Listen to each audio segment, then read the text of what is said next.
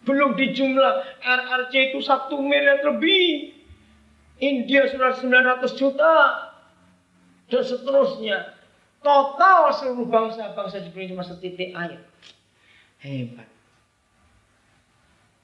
Dan dianggap seperti apa? Sebutir debu. Orang Jawa bilang beleduk-beleduk. Bukan pasir loh, saudara. Debu itu lebih halus daripada pasir, betul? Ternyata bangsa-bangsa cuma seperti sebutir debu pada neraca. Nah, kalau bangsa-bangsa sebutir debu, lagi sekali. Kita ini segede apa? Sebutir debu dibagi 6 miliar lebih. Namanya apa? Nggak tahu dah. Pokoknya begitu. Maka itu apa yang kita mau sombongkan dalam hidup ini? Apa yang kita mau khawatirkan? Kalau saya ingat ayat ini, saya bilang debunya saja. Debunya saja. Jadi bukan kita, debu. Yang ada seluruh bangsa di dunia. Kalau toh ada nenek-nenek umur 94 tahun. Nafas pun sudah satu-satu. Saya mau tanya, kalau ada debu di depan dia, walaupun nafasnya nenek satu-satu, terbang nggak debu itu? Ngerti pengertian ini? Siapa jawab? Terbang nggak? Mawut, bukan cuma terbang. Hilang sudah. Itu nafasnya nenek yang sudah satu-satu. Hei, debu. Loh, tersinggung. Kalau cuma disebut debu masih kelihatan. Nah, satu debu dibagi 6 miliar. Nggak tahulah pakai apa gitu, saya nggak ngerti sudah. Sesungguhnya pulau-pulau tidak lebih dari abu halus beratnya. Kiranya Pentakosta ini, Roh Kudus itu membawa kita mengerti dan mengenal siapa yang kita percaya itu dalam nama Yesus. Amin. Kalau saudara dan saya tidak bisa mengerti dan mengenal siapa yang kita percayai, celakalah hidup ini, saudara. Maka isinya cuma kekhawatiran saja. Dari hari-hari khawatir terus. Betapa menghinanya kita kepada Papa yang dahsyat ini. Ayat 16, Libanon tidak mencukupi bagi kayu api. Marga satanya tidak mencukupi bagi korban bakaran. Wah, Papa kita dahsyat. Segala bangsa seperti tidak ada di hadapannya. Mereka dianggapnya hampa. Dan bagaimana? Sia-sia saja. Bayangkan. Ini kalau Papa kita sudah ngamuk ya. Jadi ayat 16 ini, ayat 17. Kita tuh gak dianggap apa-apa. Cuma butiran, satu butir debu dibagi 6 miliar. Apanya mau dihitung? Dianggapnya hampa dan sia-sia saja. Tapi kalau sampai dia menghargai kita, katakan amin. Itu sungguh-sungguh penghargaan yang tak terkira-kira. Ini harus kita miliki betul-betul dalam hidup ini. Ketika saya mengikuti berita Ferry Afi, anak tukang becak itu, luar biasa dia. Anak abang becak dari Medan, ibunya cuma pencuci pakaian dan tetangga-tetangga, tapi dia bisa jadi terkenal. Perhatikan, kalau Tuhan mau buat sesuatu, nggak usah ditulungi, katakan amin.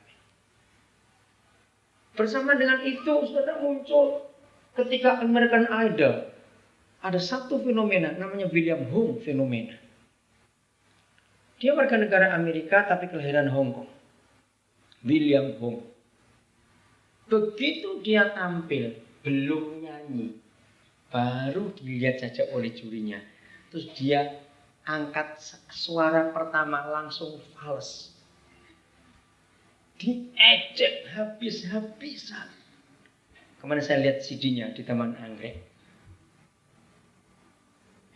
Diejek habis-habisan William Hung ini.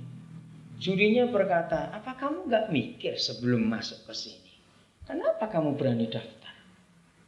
Saudara, diejeknya begini. Kamu tahu gak, Hung? Kamu tuh bernafas saja fals. apalagi nyanyi. Coba bayangkan, kalau bernafas saja panas.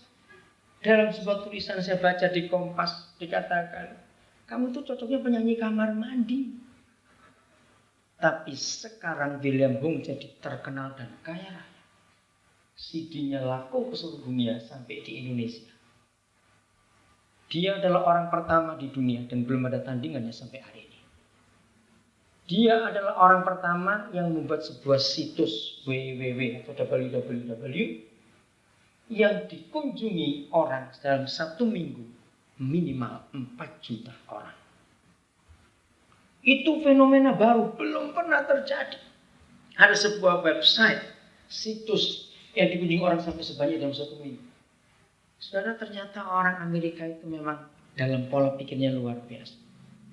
Jadi ketika malam itu William Hung dikeluarkan dari American Idol, belum sempat nyanyi, belum sempat apa-apa.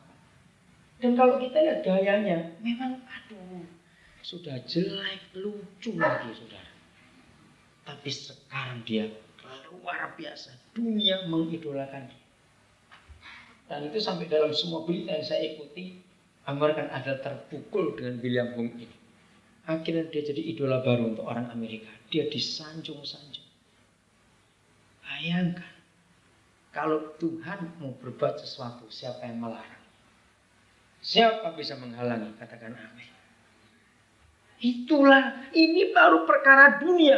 Tapi punya kesempatan seperti itu. Coba cari VCD-nya. Saudara akan kagum lihat orang satu ini. Tapi hebat, dunia bisa menghargai dia. Percaya sekarang, kalau kita jadi anak pencipta alam semesta. Betul? Saya mau katakan ini kepada saudara, kalau toh dia iseng, misalnya Tuhan itu iseng, kita ribut duit saja. Terus dia iseng, dia cuma nyuilkan bintang sedikit saja. Kasih saudara, mau nggak? Cepat jawab, mau nggak? Oh, gereja cepat jadi, nggak perlu minta persembahan lagi. Kalau dia iseng, cuma nyuil bintang dikit aja. Oh, nggak ada yang amin. Betul, itu baru cuilan bintang. Belum hal-hal yang lain dalam hidup ini. Hei manusia, apa yang kau khawatirkan dalam hidup ini? Kalau begitu, di mana papamu sedahsyat ini. Amin. Ayat 18. Jadi, nah ini nantang.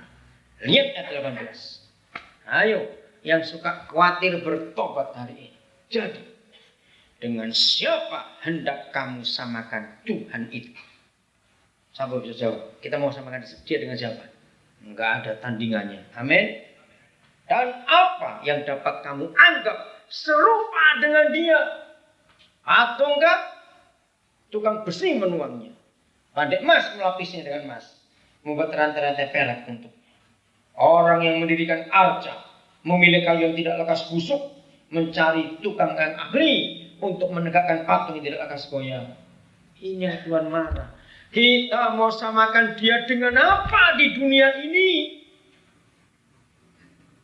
Maka itu saudara, khawatir itu dosa. Bukan cuma membunuh, bukan cuma berzina yang berdosa. Khawatir itu juga dosa. Karena Papa kita yang sehebat ini, kita rendahkan derajatnya. Menganggap dia tidak berdaya untuk menolong kita. Maka itu kita perlu bantu dia dengan kekhawatiran kita. Setelah orang itu khawatir, maka adiknya masih datang curiga. Setelah adiknya curiga datang, lihat orang itu jadi ganas. Orang khawatir itu ketakutan. Terus sudah berkembang terus. Ayat 21. Tidakkah kamu tahu? Tidakkah kamu dengar? Tanya terus ini. Tidakkah diberitahukan kepadamu dari mulanya? Tidakkah kamu mengerti dari sejak dasar bumi diletakkan? Wih, ayat 21 ini hebat sekali. Apa kita menyatakan kepada manusia? Masa kamu nggak tahu? Masa kamu tidak mengerti? Masa kamu nggak pernah mendengar? Masa kamu semuanya itu artinya kata begitu? Artinya apa? Artinya, masa kamu akan menghina aku dengan cara pikiran yang sempit itu? Sehingga kamu anggap aku nggak berdaya, itu maksud. Ayat 23.